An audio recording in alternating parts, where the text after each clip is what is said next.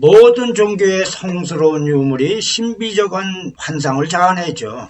그런데 이제 성유물도 급이 있는데 제1급은 유물성인 자신의 유골, 두 번째로는 성인의 의복 또는 소유하던 이제 물품들, 그러니까 만졌다 이거죠, 등등. 이런 얘기하는데, 예수인 경우는 예수와 직접 관련되는 세 개가 매우 중요하게 다뤄집니다. 첫 번째는 예수가 최후의 만찬에 사용했다는 포도주 잔, 이걸 이제 성배라고 그러죠. 두 번째는 예수가 십자가에 이제 매달렸을 때 죽었는지 살았는지를 확인하기 위해서 롱기누스 백부장이 옆구리를 찔렀는데 그 찔른 창, 요걸 롱기누스 창이라고 합니다. 그리고 이제 마지막으로는 예수님이 돌아가시자 십자가에서 내려와 갖고 예수의 시신을 수의로 덮었는데 요것을 예수의 수의라고 얘기를 하죠. 뭐 여러 가지 세 가지 다 큰 의미가 있는데 수의는 예수를 직접 쌌던 거였고 또 부활의 증거로도 얘기가 돼서 아주 중요하게 생각을 합니다. 이 중에서 그 내용은 아주 간단해요. 뭐냐면 그 당시에 본시오 빌라도 로마 총독으로부터 아리마대 요셉이 시체를 이제 받았어요.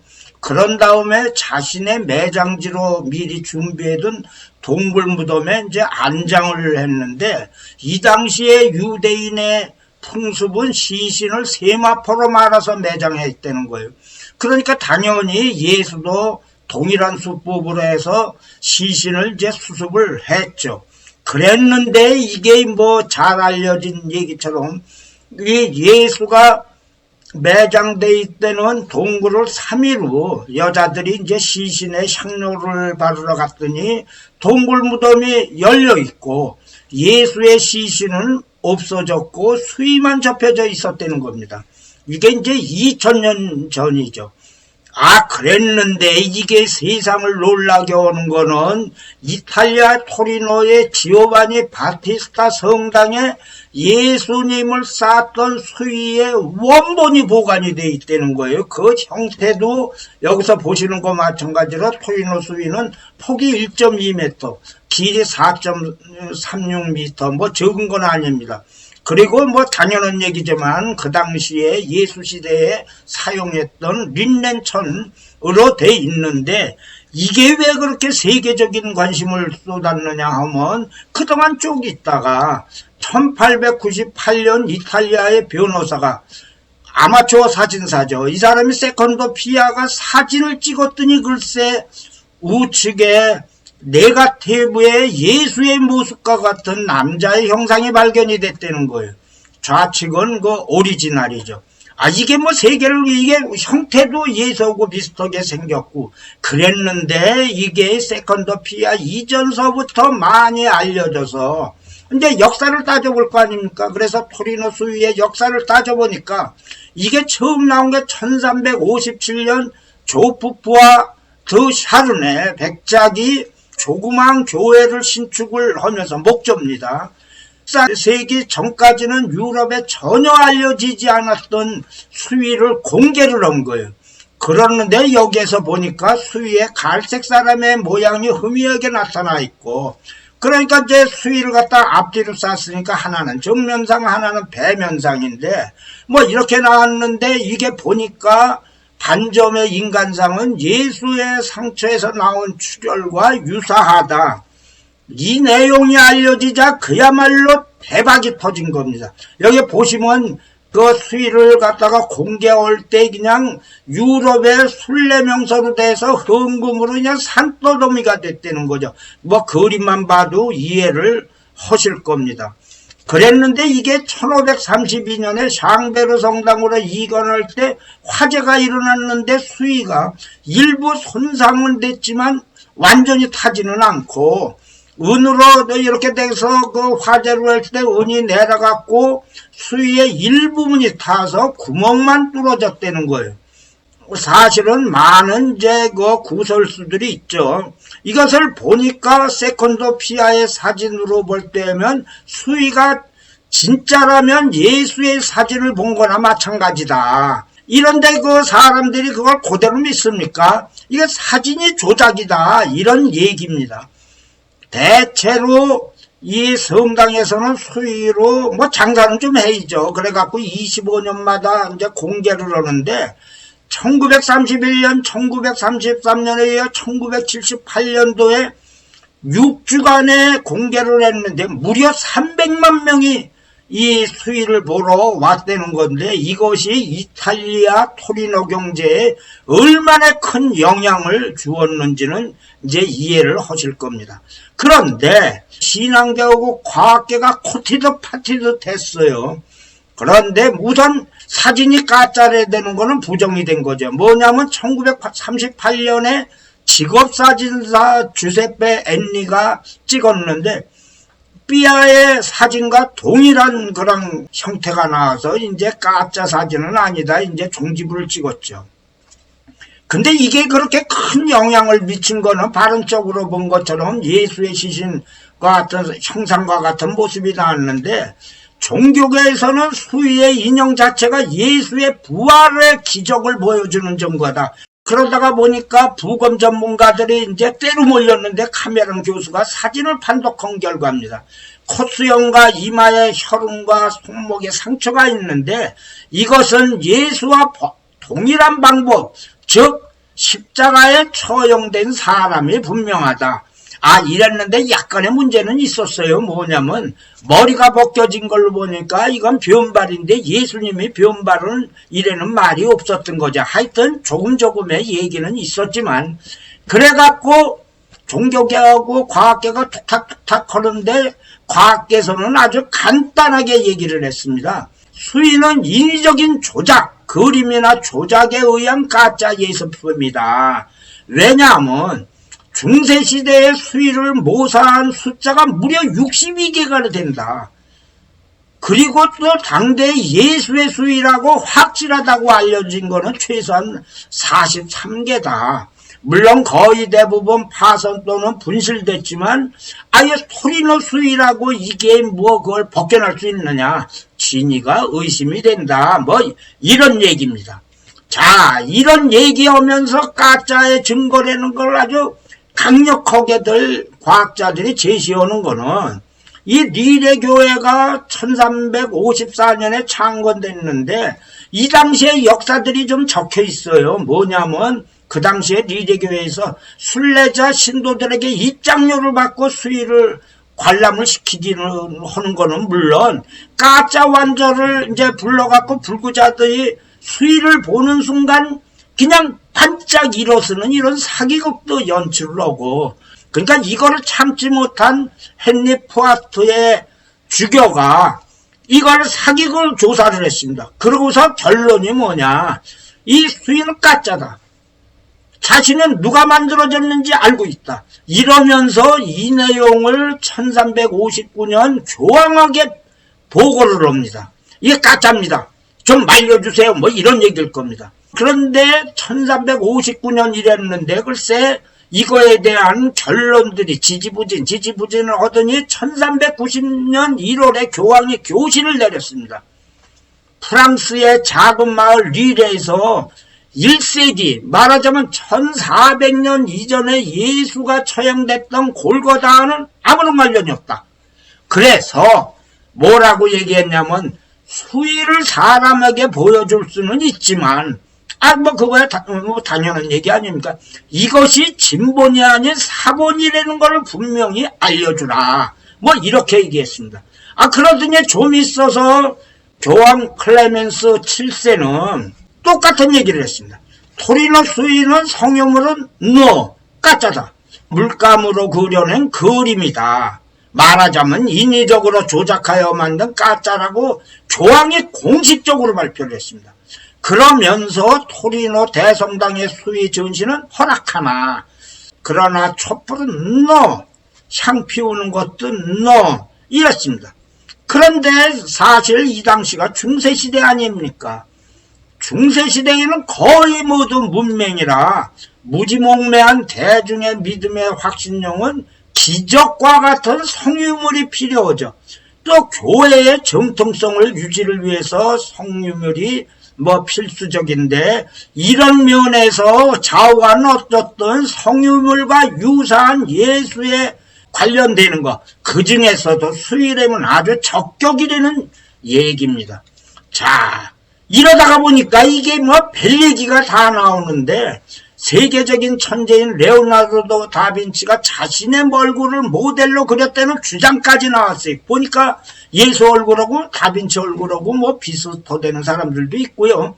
아, 그랬는데 이게 레오나르도 다빈치는 1452년에 태어났는데 수위는 1357년이니까 100년 전에 그 나온 거죠. 뭐 이런 정도로의 이게 세계의 그 관심을 얻었다고 그러는데, 여기에서 이제 프랑스의 피에르 바르베가 정밀 사진으로 분석을 해갖고 이런 얘기를 이제 했습니다. 뭐냐면, 사진에는 손목에 박은 못이 손등으로 나와 있었다. 나는 잘려나간 팔목에 실제로 못을 박아봤다. 그랬더니 손등으로 어쩌고저쩌고 해서 예수님이 십자가에 매달렸다는 그런 결과를 얻었다. 수위의 형태를 보면 바로 그런 거다. 뭐 이렇게 얘기했으니까 가짜가 아니라는 얘기입니다.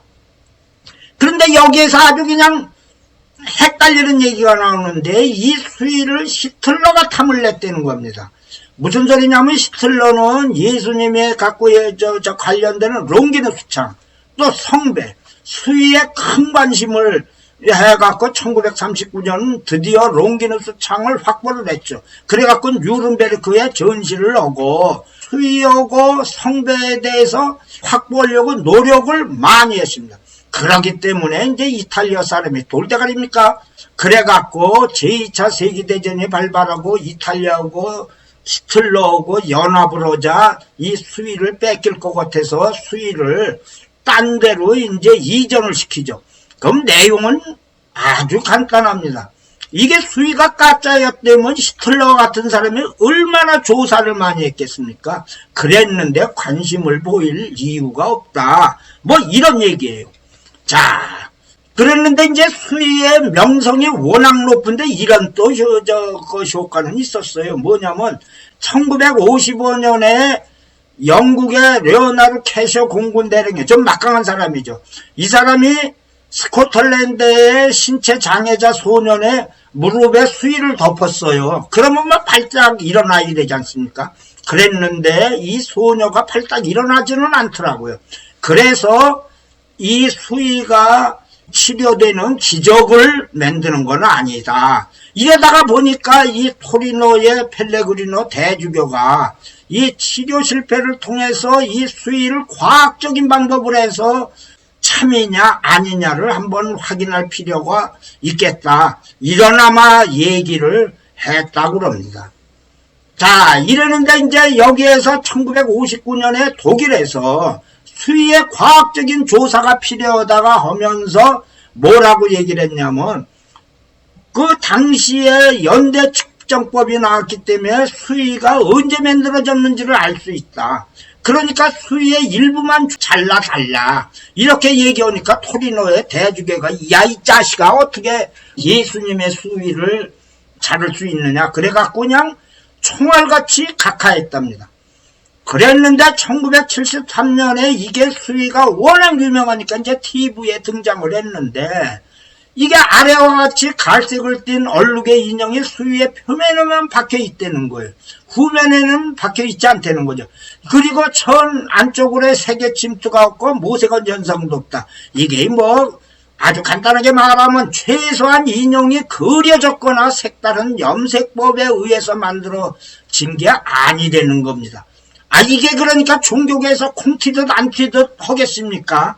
이런 내용으로 해갖고 계속적인 보문들이 늘어나는데 불의 안정어다. 무슨 소리냐? 그림이 아니라는 뜻입니다. 일반 그림인 경우는 불에 닿으면 채색 부분에 균열이 생기면서 부서지는데, 이 수위는 1532년 샹베르 화쟁 때 인형이 완전히 탔어야 된다. 그랬는데 군데군데 불탄 흔적은 있지만 인형의 형태가 변형이 안 됐다.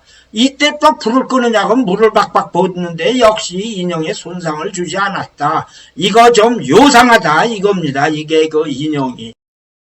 1977년에 미국 물리학자 존 잭슨 박사가 나사의 그 당시 최첨단 3차원 이미지 출력력 화상 분석기 VP8 초고성능 전자기 장치를 가동을 시켰는데, 이때에 이제 여러 가지를 얘기입니다. 할 때 프랑스의 비뇽이 발견한 수위에 박힌 인형의 밀도는 천과 시신 사이의 거리에 비례한다. 이거 당연한 얘기죠. 무슨 소리냐면 코나 이마 부분 등은 선명하고 천하고 이 시신이 밀착되지 않은 안구나 움푹 팬, 뺨 등은 매우 얇게 인형이 됐다. 그리고 3차원 입체적인 영상으로 수위의 주인공 모습을 재생할 수 있었다. 이거는 이 수위가 그림이 아니라는 걸 이제 의미하고요. 그 다음에 수위의 주인공의 수염이 턱을 지지하기 위한 턱받이에 나누어졌는데, 이것은 당시 유대인들이 사용하고 있었던 방식이다. 또한 복부가 매우 부풀어 있었는데, 이것은 일반적으로 자가형에 처해진 사람들이 심한 고문을 받았기 때문에 생기는 이런 현상이다. 뭐 이런 얘기입니다. 근데 또 놀라운 것은 시신의 눈에 단추 모양의 동전이 발견됐는데, 이것이 당시의 총독인 본디오 빌라도가 발행한 랩톤이라는 겁니다. 그래서 이거는 유대인들이 죽은 사람들의 이제 눈에다 이렇게 올려갖고 노잣돈으로 쓰게 했다는 거죠. 여기서 보니까 뭐 그렇다는 겁니다. 우측 사진을 보면 이해가 가실 겁니다. 그 다음에 수위의 물얼룩이 예수가 살던 당시 이스라엘 지역에서 사용되는 항아리를 사용했기 때문에 물얼룩이 생겼다. 이게 무슨 소리냐면, 당시에 그 이제 항아리에 타의 문서를 보관하는 방식으로 넣으면 수위와 같은 물얼룩이 생긴다는 겁니까? 그러니까 이것이 타의 문서나 마찬가지로 예수가 살아있을 시대로 거슬러 올라갈 수 있다는 거죠. 그 다음에 1170년, 그러니까 수위가 나오기 전인데, 헝가리의 기도본에 예수를 십자가에서 내린 후 수위를 덮는 장면이 이렇게 나오는데, 이것이 유사되는 겁니다. 그런데 헝가리의 기도본은 1170년이기 때문에 토리노 수위가 발견된 1357년보다 훨씬 앞선 시기에 이러한 기도본을 그린 사람이 토리노의 수위를 알았을 것이 분명하다. 그러니까 1357년에 처음 낸 게 아니라 그전에도 있었다, 이런 뜻입니다. 이런데 여기에서 1973년에 아주 스위스 범죄학자 맥스 프라이가 그냥 폭탄 선언을 합니다. 이 맥스 프라이 박사가 투명 테이프로 수위 먼지를 채취했는데, 여기에서 58종류의 꽃가루를 발견했는데 45종이 팔레스타인과 아나톨리아만에서만 발견되는 종이다. 뭐 이 내용이 무슨 소리냐면, 수위가 이동을 할 때 팔레스타인의 이스라엘에서 터키를 거쳐서 프랑스로 왔기 때문에 토리노 수위에 꽃가루가 묻을 수 있다. 그러니까 왜 수위가 조작이라면 최소한 왜 사해 인근에서 자생하는 꽃가루가 묻을 수 있는가, 뭐 이런 얘기입니다. 자, 이렇게 해갖고 이 수위가 가짜일 수가 없다, 이런 얘기를 하자, 그 다음에 가짜일 수 없다 이런 얘기가 나오면서 루머가 아주 크게 나온 게, 수위가 알려지지 않은 방사능에 노출됐다는 겁니다. 이것을 20세기 초에 프랑스인 폴 비뇽이 제기를 했는데, 인형이 전기 이미지로 생길 가능성이 있다. 말하자면 당시 방부제로 사용했던 미르라의 올리브 모략과 노의 혼합 용액이 시신에서 발산되는 암모니아와 결합되어 생길 수 있다, 이런 얘기인데, 이 얘기는 예수의 승천과 같은 얘기입니다. 그런데 여기다 또 루머가 나왔는데, 혈을 채취를 해봤더니 글쎄 보통 사람은 염색제가 46개인데 수위의 염색제는 23개랍니다. 이건 뭐 동정녀 마리아로부터 태어났으므로 절반이 없는 게 당연하다. 종교학자들이 이걸 대단히 만족하게 생각을 했다는 거 아닙니까?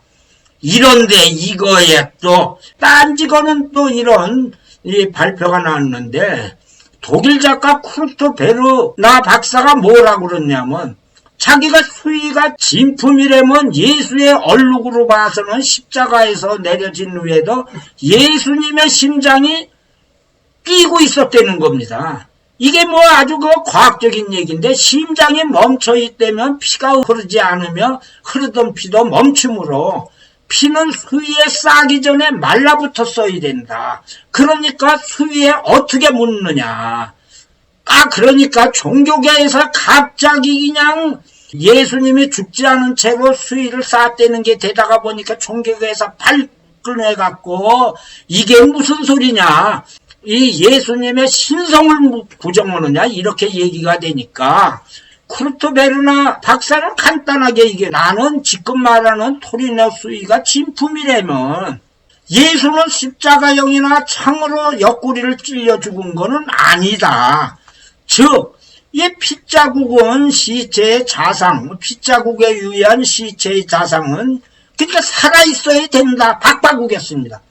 그랬는데 테레스텐 박사가 또다시 그 제기를 합니다. 무슨 소리냐면 예수가 십자가에서 사망하지 않은 게 분명하다. 첫째 의문점은 예수가 십자가에 묶인 지 3시간 후에 내려오는데 보통은 사람이 십자가에서 죽으려면 하루나 2, 3일 뭐 심지어는 5일까지 가는데 3시간에 내렸다는 얘기는 빌라도가 예수를 십자가에서 끌어내리는데 승낙했다는 걸 의미한다. 그랬는데 여기에 또 과학적인 얘기가 됩니다.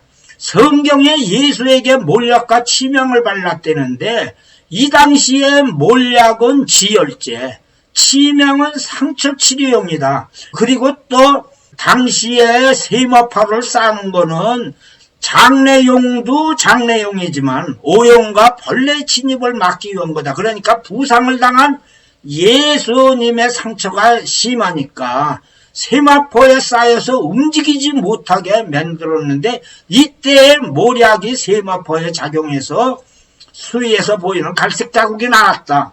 수위의 자국이 기적은 아니다. 그러지만 만들어질 수위는 있을지 모른다. 이제 이렇게 얘기를 했습니다. 이 내용은 간단합니다. 예수가 사망하지 않고 3일 후에 일어난 무덤을 나갔기 때문에 수위만 남은 것이 당연하다. 즉 요셉하고 빌라도가 서로 약정을 해서 예수가 죽지 않았는데는 내려서 뭐 어쩌고저쩌고 만들었다. 그런데 실제로 이슬람교의 전승에는 예수가 십자가에서 처형되었지만 사망하지 않았다는 이런 내용이 있다고 합니다. 여기에서 아이러니가 뭐냐.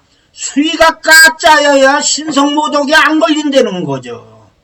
그러니까 테레스텐 박사는 간단합니다. 수위가 나는 진짜라면 그렇다는 얘기입니다. 이런 내용이 얘기가 돼갖고 종교계하고 과학계에서 그냥 투닥투닥 하는데 이 문제는 결국은 과학적인 조사가 필요되는 걸로 종교계에서도 의견들이 솔솔 갈 수 있는데 이때에 아주 중요한 의견이 제시가 됩니다. 당시까지 수위로 알려진 게 60개가 넘는데 이 토리노 수위가 살아나는 이유는 분명히 있다는 겁니다. 그건 무슨 소리냐. 과학 조사해도 문제가 없을지 모른다는 겁니다. 그러니까 이 내용에서 토리노 수위는 과학적인 조사에도 버틸 수 있을 거다. 이렇게 얘기가 되고 제2막으로 넘어가겠습니다. 이상입니다.